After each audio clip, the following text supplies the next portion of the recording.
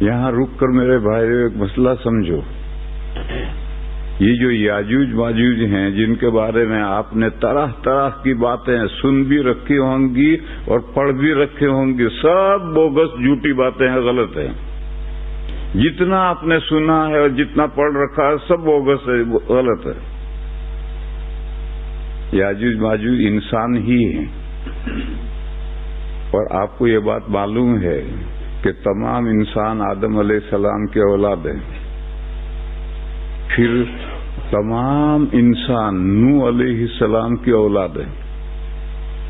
قرآن کریم میں ہے، سورہ صافات میں پڑھا گیا وَجَعَلْنَا ذُرِّيَّتَهُ هُمُ الْبَاقِينَ.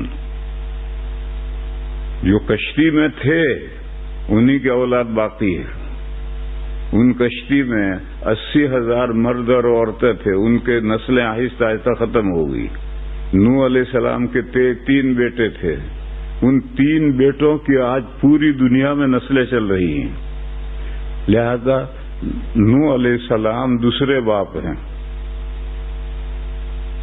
آج دنیا میں جتنے انسان ہیں سب نوح علیہ السلام کے اولاد ہیں. لہذا نوح علیہ السلام ہمارے دوسرے باپ ہیں.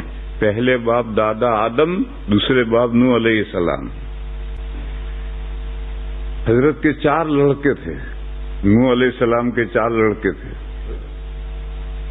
ایک لڑکا تو ڈوب مرا، 3 لڑکے جو کشتی میں بچ گئے آج ساری دنیا میں ان کی اولاد ہے. ایک بیٹے کا نام تھا سام، سین الف میم، سام. دوسرے بیٹے کا نام تھا حام، بڑی ہا الف اور میم. اور تیسرے بیٹے کا نام تھا یافیف. یہ یاجوج ماجوج یافیف کی اولاد ہے. لہذا یہ یاجوج ماجوج ہمارے جیسے ہی انسان ہیں. لیکن جب زمانہ دراز گزر جاتا ہے تو پھر کمیونٹی میں پہچاننا مشکل ہوتا ہے کہ کون کیا ہے. میں یہاں آتا ہوں تو سب بندوں سے بھی تیرا کیا نام ہے کہ نام ہے، کہ تیرا سرنیم کیا ہے تو کہ سرنیم یہ ہے. وہ سرنیم اس لیے پوچھنا پڑتا ہے کہ سب گجراتی ایک جیسے. اب کون کس خاندان کا، یہ سرنیم خاندان ہے، کون کس خاندان کا ہے اس کے پہچاننا بہت مشکل ہوتا ہے. تو جب انسان بہت ہو گئے تو سب گڈ مڈ ہو گئے. اس لیے آج یہ چھانٹنا کہ یہ سام کی اولاد ہے، یہ حام کی اولاد ہے، یہ یافیف کی اولاد ہے، ایسا چھانٹنا بڑا مشکل.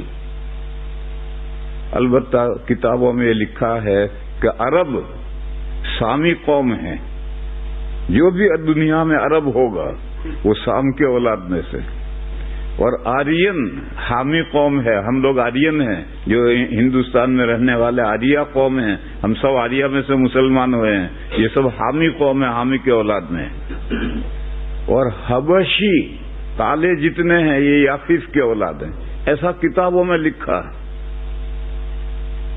مگر رنگ بھی بدلتے رہتے ہیں اور خاندان بھی بدلتے رہتے ہیں. لہذا یافیف کی اولاد میں یاجوج ماجوج ہیں. اب دنیا میں یافیف کی اولاد کون ہے؟ اللہ جانے کون ہے. اب ساری دنیا ایسی گڈ مڈ ہو گئی کہ اس میں سے کہ یہ ہے سامی، یہ ہے حامی، یہ ہے یافیفی. ایسا الگ کرنا ہی بہت مشکل ہے. لیکن یہ بات طے ہے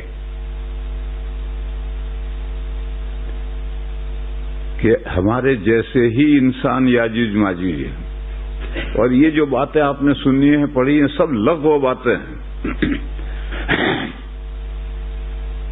کہ ایک دیوار کے پیچھے ہیں. دیوار سکندر نے بنائی ہے اور وہ دیوار یاجوج ماجوج چاٹتے ہیں زبان سے. وہ شام کو کاغذ جیسی پتلی ہو جاتی ہے تو پھر وہ لیبر تھک جاتا ہے. وہ کہتا ہے کہ چلو چھوڑو کل چاٹیں گے. دوسرے دن آتے ہیں تو وہ دیوار پہلے جیسی موٹی ہو جاتی ہے. یہی کام چل رہا ہے. وہ پوری نہیں ہوتی چاٹتے. یہاں تک کہ جب اللہ تعالیٰ چاہیں گے کہ وہ دیوار ٹوٹے تو پھر ان کا سردار کہے گا بھائی کام بند کرو، انشاءاللہ کل اس کو چاٹیں گے. اور توڑیں گے تو انشاءاللہ کی برکت سے وہ پتلی ہی رہے گی، کاغذ جیسی ہی رہے گی، اور دوسرے دن چاٹ کر توڑ دیں گے اور پھر دنیا میں نکل پڑیں گے۔ یہ سب بوگس باتیں ہیں۔ اور وہ دیوار جو سکندر نے بنائی تھی وہ دیوار آج دنیا میں موجود ہے، اس کی بھی کوئی دلیل نہیں ہے،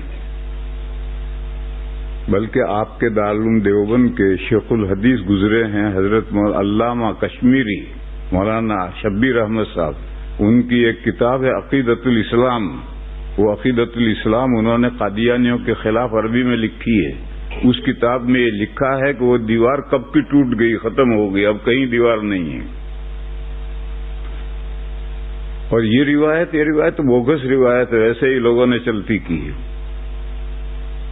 اسی طرح سے کہتے ہیں کہ اللہ نے ان کی غذا کے لیے سمندر سے ایک مچھلی ڈالی ہے، باہر پھینکی ہے، تو سارے یاجوج ماجوج وہ مچھلی قیامت تک کھاتے رہیں گے، وہ ختم ہی نہیں ہوتی۔ جب ان کا نکلنے کا وقت آئے گا تو پھر وہ مچھلی ختم ہو جائے گی، پھر نکلیں گے۔ پتہ نہیں ایسی کیا کیا باتیں لوگوں نے چلائی ہیں۔ یہ سب باتوں پر یقین نہیں کرنے کا، یہ سب بوگس باتیں ہیں، قرآن و حدیث سے ثابت نہیں ہیں۔ یہ تو قصہ گو واعظین ایسی باتیں گھڑ کر چلاتے ہیں اپنا واعظ کامیاب بنانے کے لیے۔